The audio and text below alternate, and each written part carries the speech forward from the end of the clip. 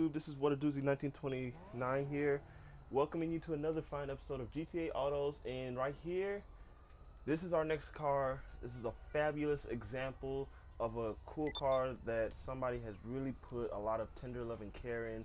This is none other than the Banshee, the new Banshee that they recently just brought out on, I think, this update. I don't know what it's called, but anyway, this is the Banshee RR.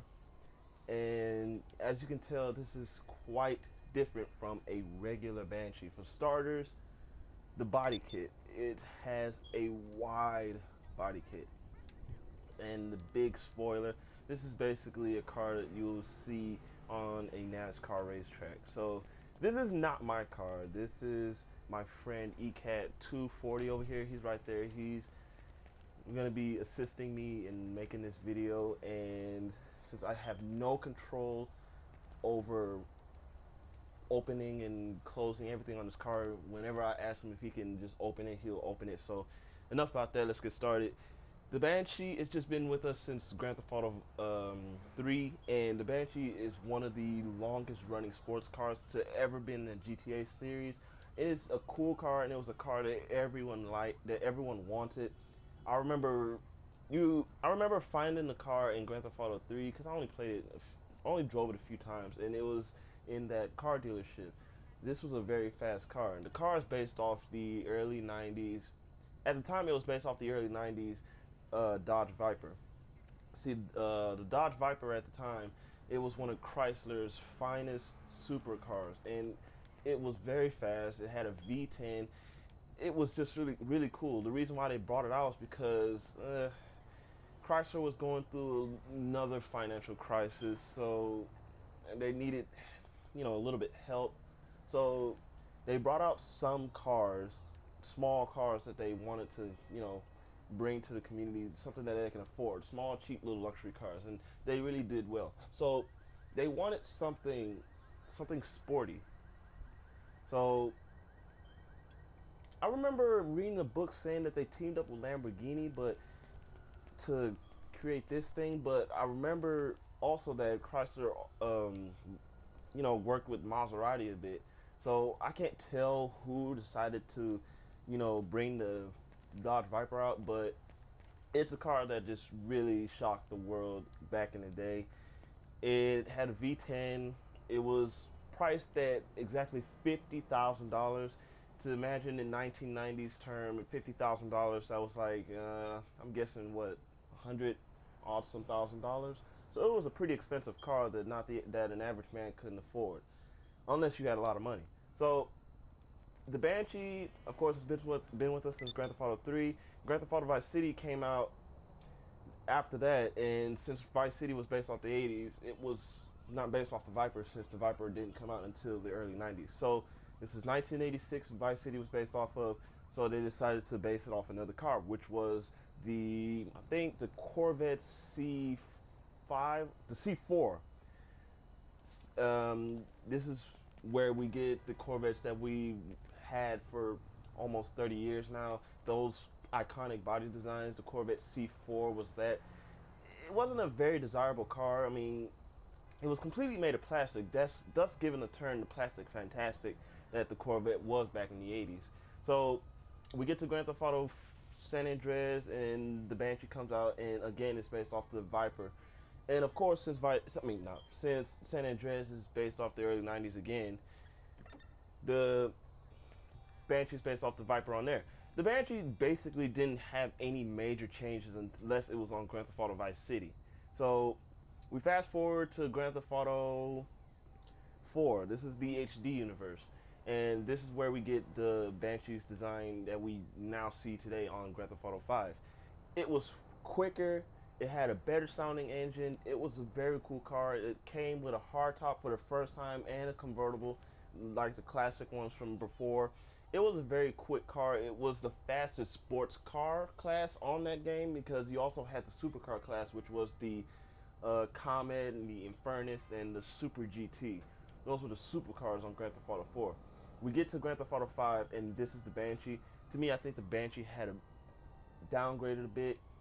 I don't like the engine sound, and it's not as fast as it was. So they recently brought out this update, and they basically gave the Banshee and the Sultan a huge tune-up. So you can take it to um, Benny's garage and basically give it a big customization makeover.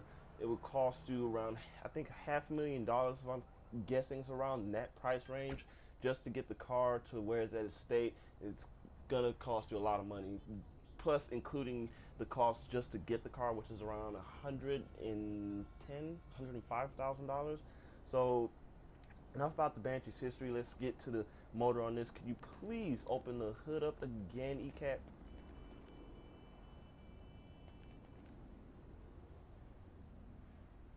I don't know if he can hear me, but I was wondering if he can open the hood again. But he had it opened a few times, but I don't know if he can hear me or not. So anyway, the Banshee has a V10 just like the Viper, and it's a it was a nice car from the start, but I just don't like the sound of it. It sounds like it should be a Ferrari. There we go.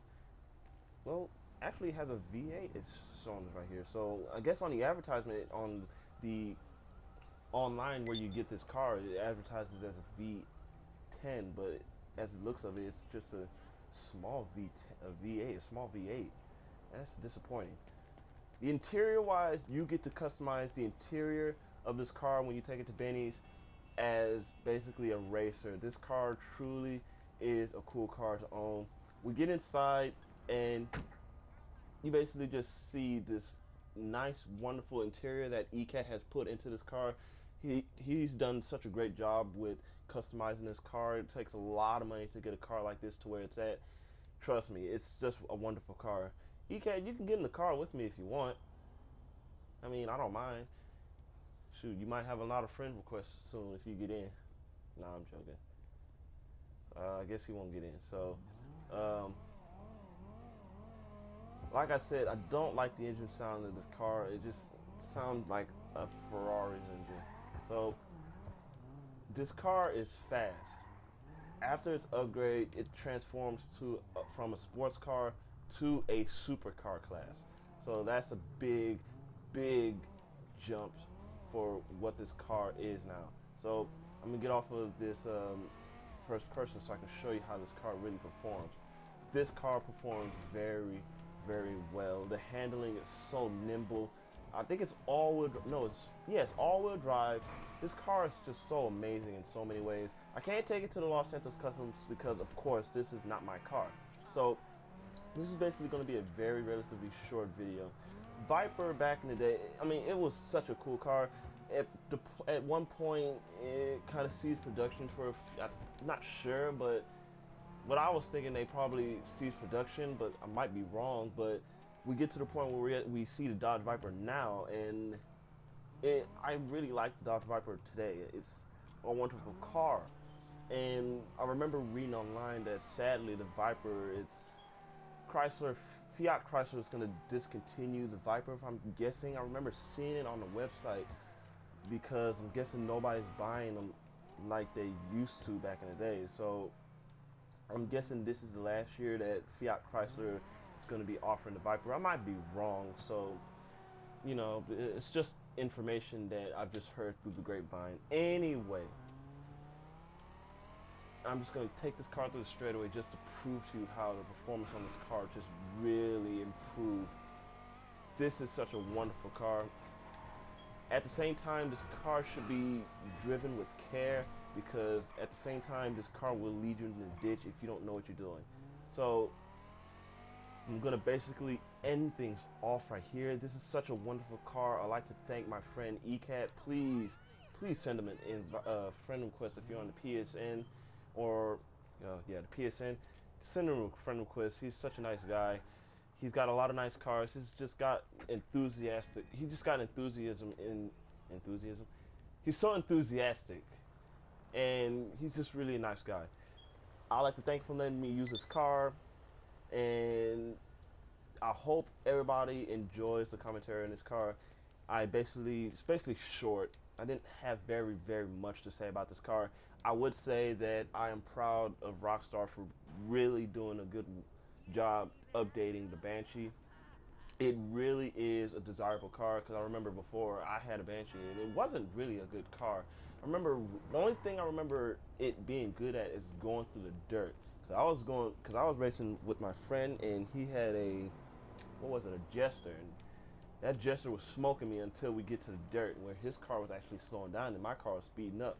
I'm guessing the Jester's rear-wheel drive and the Banshee is all-wheel drive, which makes it good for going through the dirt. But enough about that. Let me end things off. This is a nice car for an expert driver. I recommend this car for an expert driver. This car should be handled with care. Please be careful when you're making sharp turns with the car because you will end up in a ditch or in a pole or anything. You will crash if you don't know what you're doing.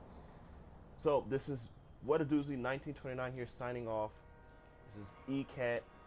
I don't know what he's doing, but he's over there doing something in the ravine. But anyway, this is What a Doozy 1929 here signing off.